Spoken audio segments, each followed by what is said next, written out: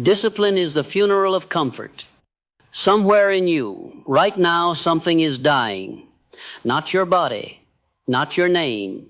Something older, something weaker, something that has been wearing your face for years, speaking with your voice, making your decisions while you stood behind it, watching, silent, afraid to take control. That thing has a name, comfort, and tonight it dies. Not tomorrow, not when things calm down, not after this next binge, this next scroll, this next excuse dressed up as rest. Tonight, because you already know somewhere beneath the noise that comfort has been lying to you. It told you rest was the same as peace. It told you ease was the same as freedom. It told you that staying the same was safer than becoming who you were built to be. It lied. Every civilization that ever rose on the graves of comfortable men. Every fortune that was ever built was built by someone who buried the version of himself that wanted to stay in bed. Every name history remembers belonged to someone who held a funeral, a private, silent, brutal funeral for the parts of himself that begged to stay small. You have been to that funeral before. You just didn't bury the body all the way. You dug the grave. You said the words. And then in the dark, when no one was watching, you pulled comfort back out of the ground and let it move back in. Not tonight. Let me tell you what discipline actually is. Because you have been told the wrong definition your whole life. Discipline is not punishment. Discipline is not deprivation. Discipline is not some gray, joyless prison you walk into so you can suffer for suffering's sake. Discipline is a funeral. It is the ceremony by which the old, weak, comfortable version of you is laid to rest so that something stronger can be born from the ground he's buried in. You cannot resurrect a man who refuses to die. You cannot build the next version of yourself while the old version is still walking around, still making excuses, still whispering just 5 more minutes into your ear every single morning. Something has to die first. Think of every man you admire, every name that makes your chest tighten with respect. Do you think he got there by negotiating with comfort? Do you think he got there by hitting snooze and telling himself he'd start Monday? No, he held a funeral. He looked at the man he used to be, the one who made promises he didn't keep, the one who talked about greatness but never paid for it, and he killed him. Quietly, deliberately, without ceremony, without applause, without anyone in the world knowing it happened. And from that grave, something else began to grow. You are standing at that grave right now. You feel it, don't you? That itch in your chest. That quiet, persistent voice that says, this isn't it. This isn't who I'm supposed to be. There's a version of me buried under all this comfort, and he's suffocating. That voice is right. And comfort knows it. That's why comfort fights so hard to keep you asleep. Comfort doesn't scream at you. Comfort doesn't announce itself as the enemy. Comfort is far too intelligent for that. Comfort whispers, just one more episode. You've earned a break. You can start tomorrow. Tomorrow. You'll have more energy, more time, more motivation. Comfort has been telling you that same lie for years, and you have been listening. Not anymore. Here is the truth nobody wants to hand you. Discipline feels like death, because in a very real sense, it is. Every rep you do when you don't want to, a small piece of the old you dies. Every time you choose the cold shower over the warm bed, a small piece of the old you dies. Every time you close the app, shut off the noise, and sit alone with your own thoughts instead of numbing them, a small piece of the old you dies. It should feel like death. If it doesn't hurt, you haven't killed anything. You've just rearranged the furniture in the same old house. Napoleon Hill wrote that every failure carries with it the seed of an equivalent benefit.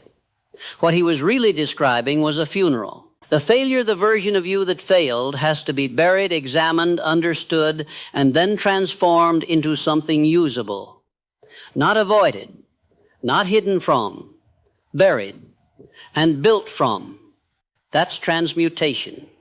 That's the real secret behind every fortune, every empire, every man who turned nothing into something. He stopped protecting his failures and comforts, and he started burying them deliberately, one at a time, until there was nothing left standing between him and the man he was meant to become. So ask yourself, right now, in this moment, what is still alive in you that should have been buried months ago? The version of you that quits when it gets hard, bury him. The version of you that needs permission, validation, applause before he'll move, bury him. The version of you that confuses being busy with being disciplined, that mistakes motion for progress, noise for meaning, bury him. You already know his name. You've known it for a long time. You've just been too comfortable to say it out loud. Discipline is not something you find. It is not a mood, not a feeling that arrives when the conditions are right. Discipline is a decision you make over a grave, a decision to keep walking even though the thing you buried is still calling your name, still asking you to dig it back up, still promising it will be different this time. It won't be different. It is never different. That is why it had to die in the first place. I want you to picture something. A wide golden field at dawn, mist rolling low across the grass. And in the center of that field, a single grave, freshly dug, the earth still dark and turned. That grave has your name on it, not the name your mother gave you, the other name, the name of the man who kept promising and never delivering, the man who said next Monday for the last 10 years of Mondays, the man who called himself disciplined because he read about discipline, watched videos about discipline, saved quotes about discipline, but never once buried the part of himself standing in its way. He is in that grave now, and you are standing over him, shovel in hand, deciding whether to walk away or whether to let comfort talk you into digging him back up one more time. This is the moment, not some future moment, not some clean, motivated Monday morning moment. This one, right here, right now, with the shovel still in your hand. Walk away from the grave. Let him stay buried. Here is what happens on the other side of that walk, because nobody tells you this part. It does not feel triumphant. It does not feel like a movie. It feels quiet. It feels almost boring. You wake up and you do the hard thing, and nothing applauds you for it. You close the laptop and you go to sleep at a decent hour, and no one throws you a parade. Discipline in practice looks unbelievably unremarkable. That is exactly why almost no one can sustain it there waiting for the fireworks that never come. But stack enough of those unremarkable days, one on top of the other, and something happens that no one can deny. You become a different man. Not because of one dramatic decision, because of 1,000 quiet funerals held in private, for 1,000 small comforts that had no business living in the same house as your ambition. Every morning you have a choice, and I want you to hear this clearly, because most men go their entire lives without understanding it. Every single morning, the old you tries to resurrect. He knocks. He whispers. He reminds you how good it felt to sleep in, to skip the gym, to eat what you wanted, to say what you wanted, to avoid what was hard. And every single morning, you get to decide, again, whether he stays buried. This is not a one-time funeral. This is a burial you perform daily, for the rest of your life, until the habit of burying him becomes so natural you stop noticing the shovel in your hand. That is what mastery looks like. Not the absence of temptation, the presence of a decision made so many times It no longer feels like a decision at all. Think and Grow Rich was never really about money. Read it again, and you'll see it's about definiteness of purpose, about burning behind you every excuse for turning back. It's about becoming a man so singularly focused on what he's building that comfort simply has no room left to live in him. That is the man you are being called to become, not someday. Now I want you to say something to yourself, not out loud if you can't, but mean it in your chest, the way you'd mean it standing over an actual grave. The man who kept quitting is dead. The man who needed permission is dead. The man who confused comfort with peace is dead. And in his place, something is being born slower than you'd like, quieter than you expected, but real. Built one buried excuse at a time. They will not understand it, the people around you. They will ask why you're different, why you don't laugh at the same things anymore, why you leave earlier, why you don't reach for the same comforts you used to reach for together. Do not explain it to them. You cannot explain a funeral to someone who has never buried anything in his life. Let your results speak instead. This is the last thing I will tell you tonight, and I need you to carry it with you long after this ends. Discipline will never stop feeling, at least a little, like death. That feeling is not a sign you're doing it wrong. It is the sign you're doing it right. Every man who ever became someone paid for it in small funerals, quiet, private, unglamorous. No one clapped. No one filmed it. He simply buried what needed to die and kept walking, morning after morning, until the man standing here today bore no resemblance to the man who started. You have a grave to dig tonight. Go dig it. Let's talk about the ones who watched you dig that first grave and laughed. Because they will laugh. At first. They will call it a phase.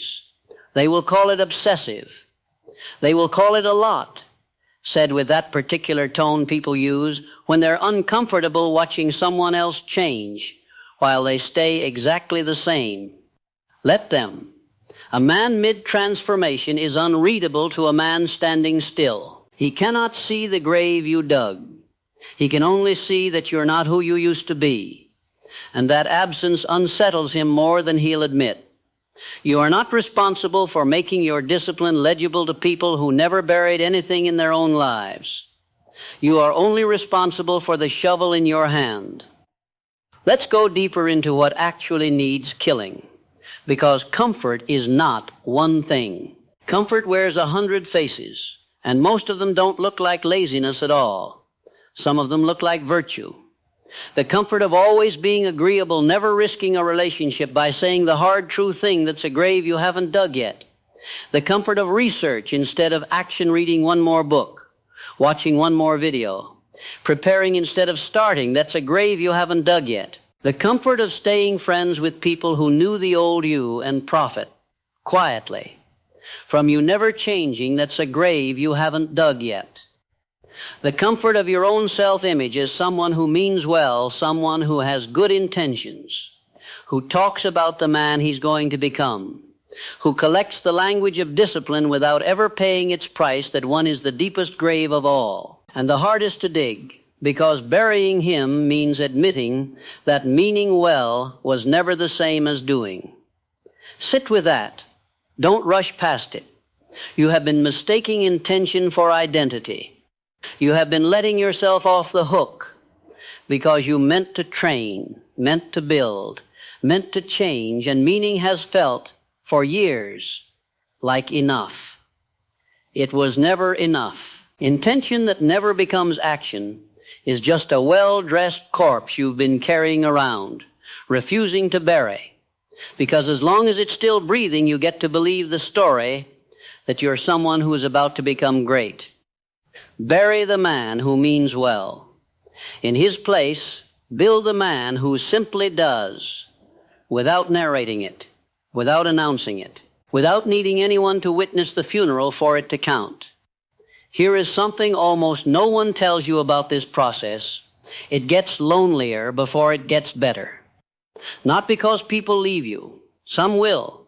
But because the version of you that needed an audience, that needed someone to see the effort, acknowledge the sacrifice, validate the grind, that version dies too. And what's left is a man who does the work in rooms no one else enters, for reasons no one else has to understand. This is the loneliness Hill wrote around, without naming directly the isolation of the man who has outgrown his surroundings, but hasn't yet found his mastermind, his equals, the men who dug their own graves and kept walking. You will feel that gap. It is not a sign you're doing something wrong. It is the space where your future alliances haven't arrived yet. Do not fill that space by digging up the old comforts just to have company again. Endure the gap. Build in it. The right people find the man who's still standing after the funeral, not the one still negotiating with the grave. Let's talk about relapse, because I won't pretend to you that this is linear. You will dig the grave and walk away and feel strong, and then 3 weeks later at 11 p.m., exhausted, alone, you will find yourself standing back at that same patch of earth with a shovel in your hand, digging the old comfort back up. This will happen. Expect it. The question was never whether you'd be tempted to resurrect him. The question is what you do in the 60 seconds after you catch yourself digging. Most men in that moment feel shame, and shame convinces them the whole burial failed, that they were never really disciplined at all, that this proves they're the same man they always were. So they keep digging. They finish the resurrection. They let him all the way back out, because it's easier to be fully undisciplined than partially disciplined and ashamed. That is the trap. Don't fall into it. The moment you catch the shovel in your hand is not evidence of failure. It is evidence that some part of you is still standing guard over that grave, still paying attention, still fighting. Drop the shovel. Walk away again. That's the whole practice, not perfection vigilance. A disciplined man is not a man who never feels the pull backward. He is a man who has gotten fast at recognizing the pull, and faster still at walking away from it. Now let's talk about what actually gets built on top of these graves, because burial without construction is just nihilism with better branding. You are not killing these comforts for the aesthetic of self-denial. You are clearing ground. Every excuse you bury becomes soil. Every small death becomes fertile, if and only if you plant something in its place. This is where most men fail twice.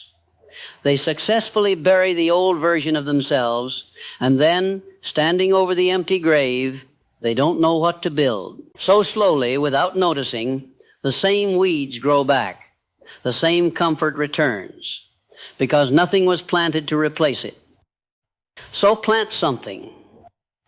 Immediately, the morning you kill the man who sleeps until 9, plant the man who rises at 5 and uses the silence for something specific: training, building, reading with a pen in hand instead of scrolling with an empty one. The morning you kill the man who spends without thought, plant the man who directs every dollar toward a purpose he could state in one sentence if you woke him at 3 a.m. and asked him what he's building toward. This is definiteness of purpose in practice. Not a vague wish to be better, but a specific plantable seed for every grave you dig. Vague ambition builds nothing. It just clears land that grows back wild. Let's return to the mountain, because you've earned the image now. Picture the gentleman, the one who has walked this road before you, who carries the leather book, because he has already buried 100 versions of himself and recorded what grew back in their place. He does not stand at the base of the mountain of books looking up, wondering if he's capable. He is already standing at the summit, holding the glowing book overhead, because every step up that mountain was a grave he dug and walked past. You mistake the summit for a place you arrive at once. It isn't. The summit is a state you enter every time you choose the harder true thing over the comfortable false one. You touch it and lose it and touch it again, 1,000 times, until touching it becomes simply how you live. That is legacy, not a monument built once. A mountain built one buried excuse at a time, until there's enough height beneath your feet that people below start calling it inevitable, as if you were always going to get there, as if it never cost you anything. It cost you everything comfortable about yourself. That's the price. Every man whose name outlived him paid it in full, in private, without asking for credit. You are being asked to pay it too, not tomorrow, tonight, and then again tomorrow morning, and then again the morning after that, for the rest of your life, until digging the grave stops feeling like death and starts feeling like the only thing that ever made you feel alive. Let me tell you what happens years from now.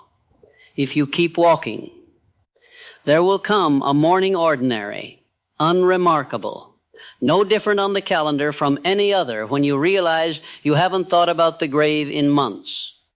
Not because you stopped digging, because the digging became so natural it stopped registering as effort at all.